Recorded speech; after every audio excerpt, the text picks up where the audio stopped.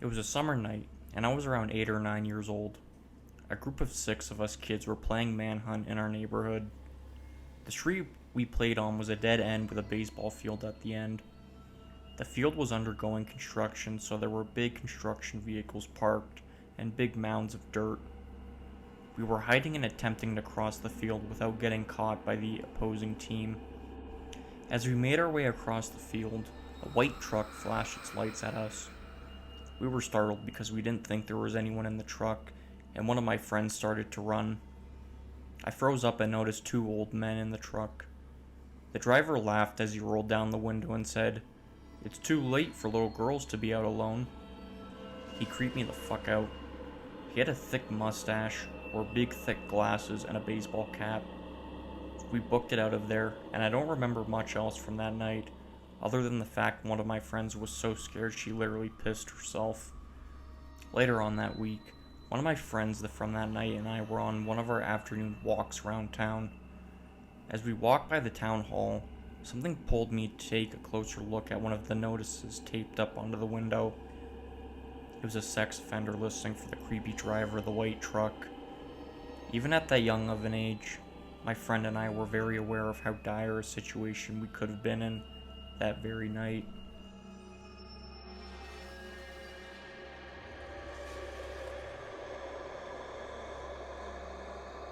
I'm a female, and this happened when I was 17 years old. I lived on the 8th floor in an apartment complex where everyone's friendly with each other. I had an old neighbor who lived on the ground floor who always had his door open. He was a very welcoming person and would always have a smile on his face. He liked gardening, and so did I, which was one of the major reasons we started talking. We had a lot of say about dogs living in the area near us, and would always make sure we fed them twice a day. This was another reason I liked him a lot. He had lost his wife to cancer a few years ago, so basically he was living alone. Mind you, I didn't like him in a romantic way, but just like how a granddaughter would like her grandfather. I had lost both of my grandparents at a very young age, and he was playing the grandparental role in my life. He used to teach me how to germinate a seed and other planting knowledge which the internet doesn't give you. It had been 3 years at this point, and by this time, he became everyone's favorite in the apartment. He was like a grandfather to all. He was really fit for his age, and used to play sports with young children, have a wholehearted conversation with adults, and laugh with old people. He was basically friends with every age group. This status in the society was one of the major reasons I couldn't tell anyone what happened to me, saying no one would believe me. Jumping into what happened, I used to go to his house almost daily and sit in his living room with him. I always had a safe feeling there because his house would face a pathway, which was often filled with people, and he would always keep his door open. We would just sit and talk about our day. He would tell his life experiences or watch programs on television. On this particular day, we were doing the same thing when he suddenly became awfully close to me.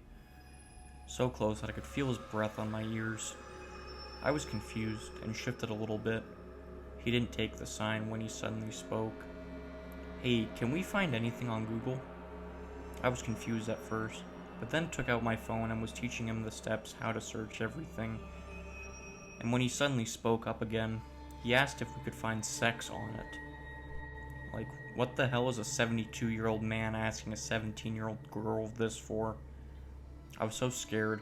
I stuttered, yeah, maybe. I never saw it." And the moment I got up to leave, he touched my breast, patted it a few times, and kissed his hands, which he used to touch me inappropriately. My legs started to shiver, and when I reached the door, I can see him watching a porn video in front of me. I just ran out of there. I didn't tell anyone about this except my friend. After a month, my parents got to know about this incident because my friend couldn't hold it in any longer, and they wanted justice for me. Long story short, he got kicked out of the apartment. I saw him twice after that incident, but luckily I never saw him again since the last time.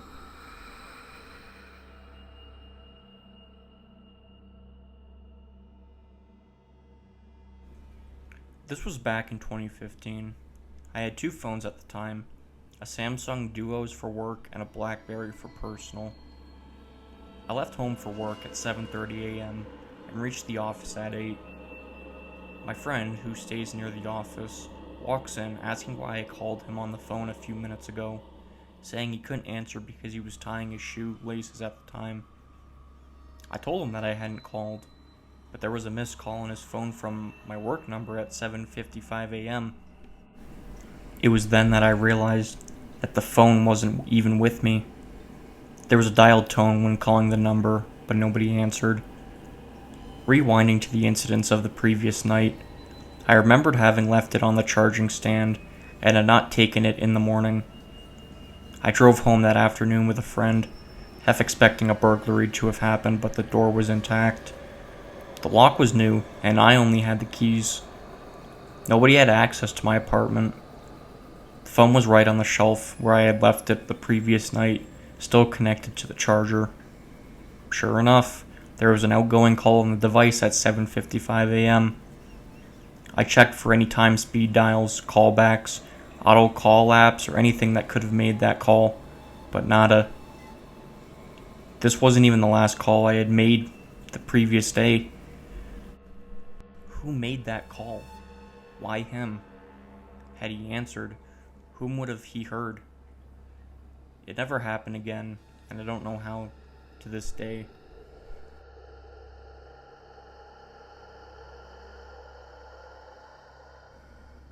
In the summer of 2012, when my mom was 30, she had a habit of jogging late at night on the track in the forest.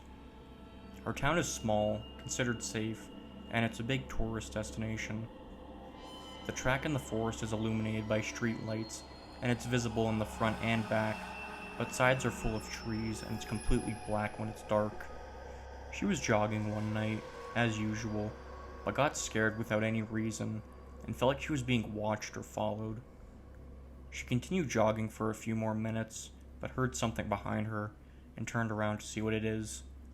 She saw a pair of jeans in the middle of the track. She immediately ran away, got in the car, and got home.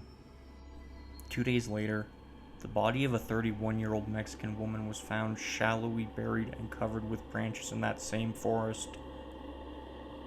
The murderer sliced her throat so bad he almost decapitated her. It was all over the news.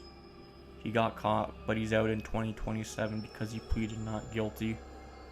To this day, I believe my mom wasn't going to be a target, but the witness and collateral damage that night, if she hadn't run away.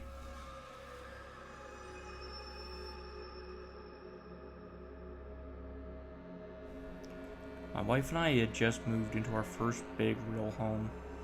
It was built in the 60s and has maintained its allure and feel, with some updates and upgrades.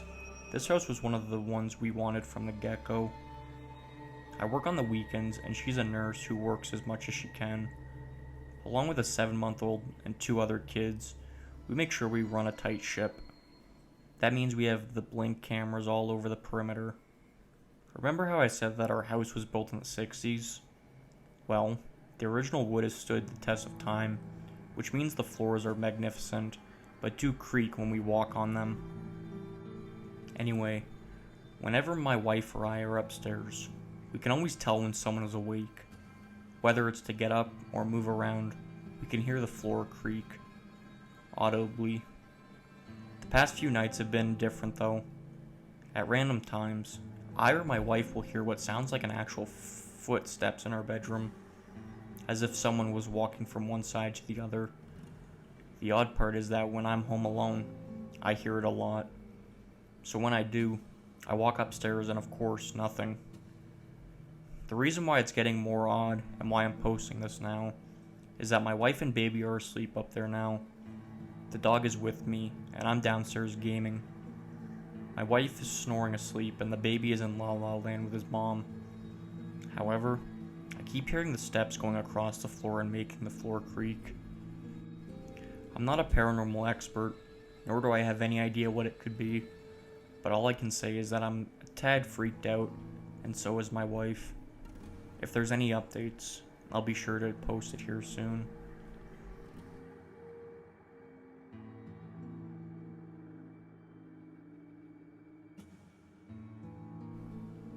A few weeks ago, I went to the fair that comes to town once a year with a group of my friends with no adults for the first time. There were 5 of us, all girls. 2 of the girls went to play a game, and myself and the other 2 girls went to go into a fun house. So while we're waiting in line to go into the fun house, we were at the very front, and I felt a tap on my shoulder. When I looked at where I felt the tap, literally nobody was there. Then one of my friends, let's call her Jay for the privacy, pulled me close to her and whispered, "The worker was the one that just tapped you," while glaring at him. I turned to look at him, and he smiled. He has 3 teeth that were black and no other teeth in his mouth from what I could see. He was clearly an older guy.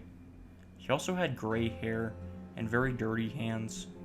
But yeah, he smiled at me, and then laughed and said, "I tricked you," in an almost mocking tone. Needless to say, I was extremely uncomfortable, as were my friends. We went into the funhouse, and Jay said that he was super fucking creepy, and that he shouldn't touch random girls like that.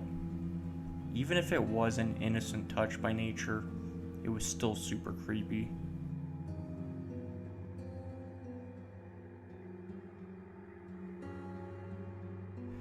I used to live in a 3-story house with my parents, younger sibling, and our dog.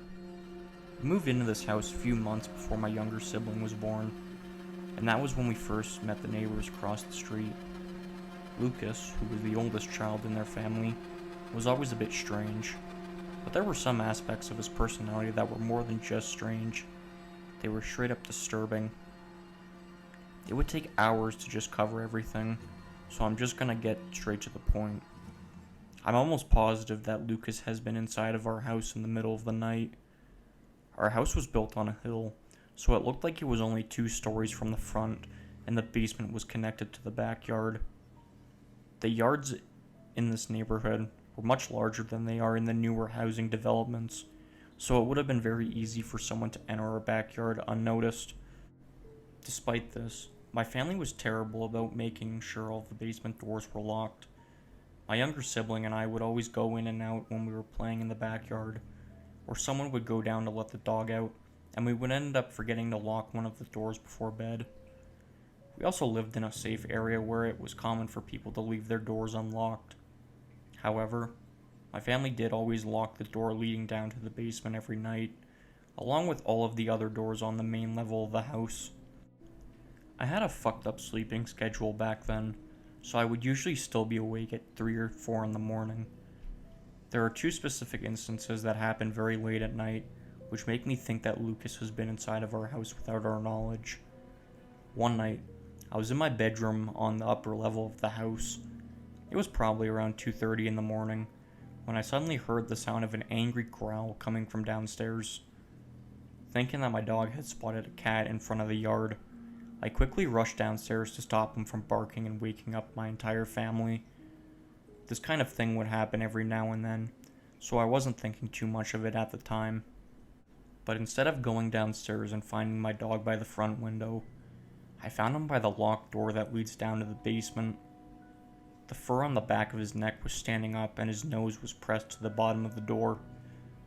I instantly froze when I realized what was happening. There was something or someone on the other side of the basement door. I was barely a teenager at the time, so I began to panic and started making my way upstairs as quietly as possible. I woke up both of my parents, but neither of them took me seriously.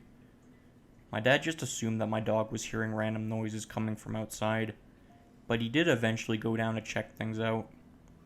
He said that everything downstairs looked normal, but he also mentioned that we forgot to lock one of the basement doors that night. Then there was another time that I was up late in my room, but this time, instead of hearing my dog growling, I heard a loud bark that echoed throughout the entire house. The sound was sudden and intense, similar to a gunshot, and it almost made me jump out of my chair. Assuming again that my dog had seen a cat outside, I quickly looked out of my bedroom window and tried to spot whatever he was barking at. But my heart suddenly dropped when, instead of seeing a cat, I saw Lucas running out of our front yard in the pitch black. I watched him run across the street and back towards his house before I rushed to close the curtains and duck out of sight. I remember sitting there struggling to process what I had just seen and questioning why Lucas would be in our yard in the middle of the night. I told my mom about it the very next morning, and she said that she would bring it up to Lucas's mom. Because of these two instances, and because of other details that I can't include, I'm 99.9% sure that Lucas has been inside of our house in the middle of the night. If you knew the entire story behind this family, then you would also find the thought of this to be extremely disturbing. I do want to mention that this all happened years ago. My family no longer lives in that house, and those neighbors across the street are doing fine. But looking back on everything now, I'm realizing just how creepy the situation truly was.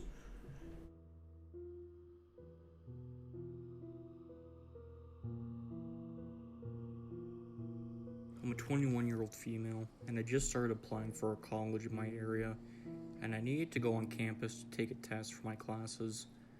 I had recently gotten into a bad car accident, and my car was completely totaled, unfortunately, so that means I needed to use something cheap and easy. Uber and Lyft are my go-tos in this sort of situation. However, unfortunately Uber is more than expensive one between the two. In both apps, you're able to put up a profile photo to help drivers identify you easier. I use this feature. This is important to remember, as I'm white, but in the photo, I looked a little more tan because of the lighting. Growing up, I was always told to be wary and safe when I went out in public. With that in mind, I can remember the driver was an older gentleman in his 60s, I think. My apartment complex can be difficult to navigate since the GPS doesn't like to take you to the right building. I opted to use the text feature on the app to help my driver find my building easier. He read it. Keep this in mind. Once he found me and I got in, he began the usual necessities you have when you meet a stranger. He asked me if I was Hispanic, to which I replied no and that I'm white. He suddenly became quite talkative and started complimenting me a lot for not getting upset. The ride was about 10 minutes, and within that time span, he asked me if I was married or had any kids, if I had a boyfriend, whether or not I lived alone, and if I had any pets. I'm typically very alert when I'm alone with someone, and this started setting off alarm bells in my head. I was vague and honest with my answers, which could have gotten me in trouble. Once our ride ends, he told me that since I was such a nice girl, he'd buy me lunch. He gave me $20 and tried to continue talking to me while I was getting out of the car. I took the $20 because I truly needed it and I was afraid to make him angry, but I wasn't interested in continuing the conversation with this guy. After I finished my test, my proctor pulled me aside and gave me a piece of paper with a phone number on it. Turns out, it was my Lyft driver's phone number. He tried to enter the building and talk to me while I was taking my test. Thankfully, my proctor had my back and had to get the campus police officer to escort him off the property since he wouldn't leave. I never saw him again.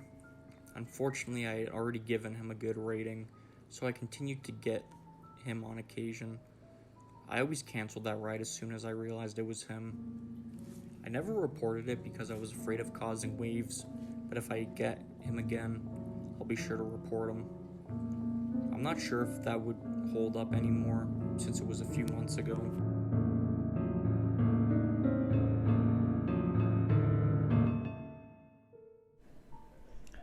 I've had plenty of paranormal experiences throughout my life.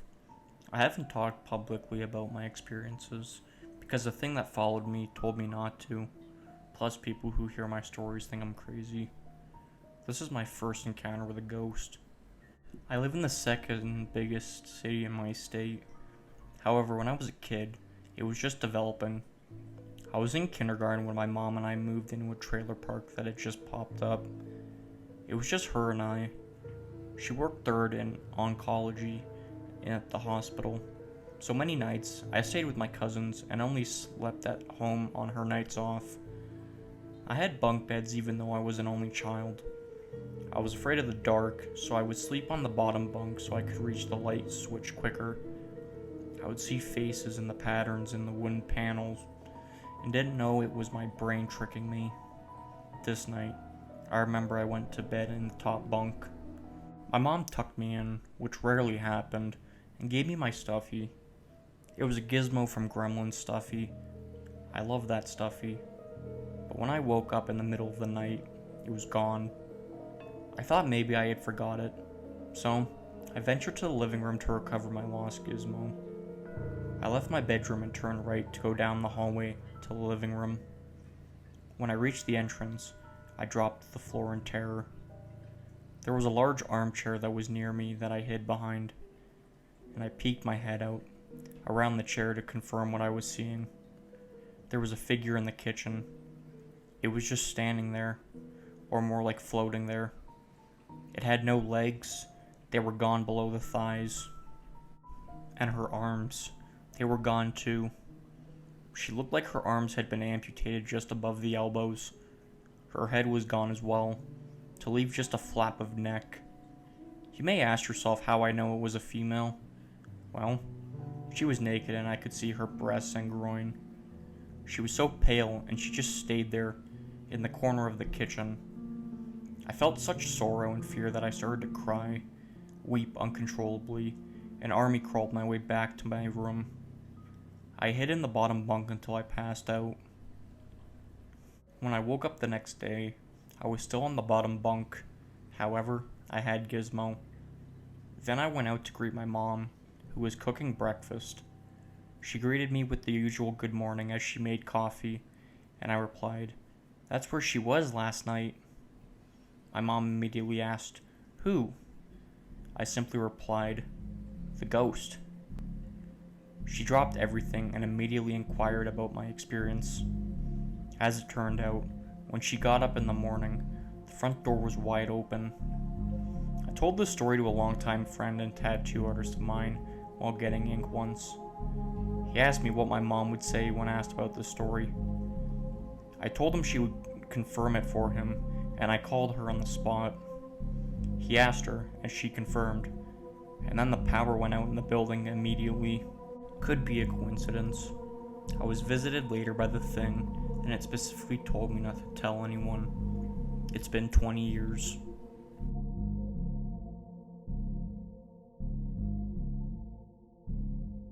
I'll preface this by saying we were 12/13 at the time, and my friend and I often snuck out of either of our houses during sleepovers for late night walks. This was the basis of this terrifying encounter, and it stopped us from ever sneaking out after dark again.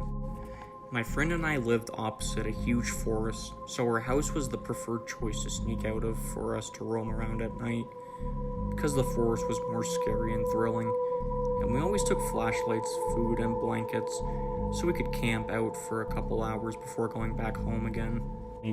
We inadvertently fell asleep instead of staying awake, so when my friend suddenly jolted me from sleep, it was past 3 a.m., a lot later than we usually snuck out. We grabbed our essentials and creeped out of the back door into the cold and dark night. Frost crunched underfoot as we crossed the deserted road, and as we reached the entrance to the forest, we noticed how pitch black and completely silent it was. Unnervingly so. We turned on our torches and stepped onto the uneven path into the forest, the light illuminating the trees swaying in the icy wind. We stepped on fallen sodden leaves and bark as we made an unsteady but familiar way into our favorite part of the forest.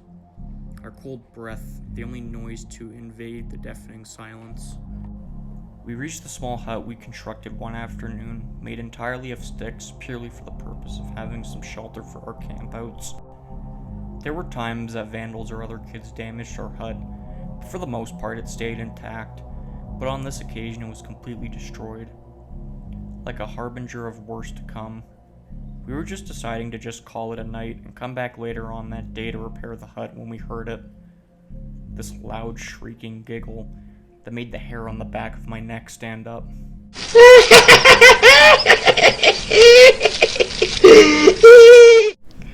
My friend and I jumped in shock, looking at each other like, what the fuck? We were completely freaked out. The eerie and unnatural giggle rang out again, contradicting the silence and making my body break out in goosebumps. "Someone is in here," my friend whispered to me, looking utterly terrified. "We have to go now." Her voice of rationale made it even more scary and unnerving to me that someone was in the forest with us at 3 o'clock in the morning. We just looked at each other in assent and took off running in unison, our footsteps navigating the path as naturally as we could from muscle memory, our uneven gasps of air punctuating the giggling that seemed to be following us, getting closer and closer. Our torch's light went up and down, with our fast movements illuminating random patches of the trees and bushes as we finally saw a small sliver of light as we came to the forest entrance. Running out of the forest, we didn't stop until we reached the back door of my friend's house and almost collapsed in a breathless heap of relief to be safe. Then my friend's eyes went wide, and she nudged me, pointing a shaky finger to the road across from the house. A haggard woman of intermediate age was standing at the forest entrance giggling that awful, horrifying giggle and was waving over at us. We screamed and ran inside and looked out of my friend's bedroom window through the smallest gap in the curtain and could still see the woman standing there. Worse yet, she was staring right at us as if she knew we were there.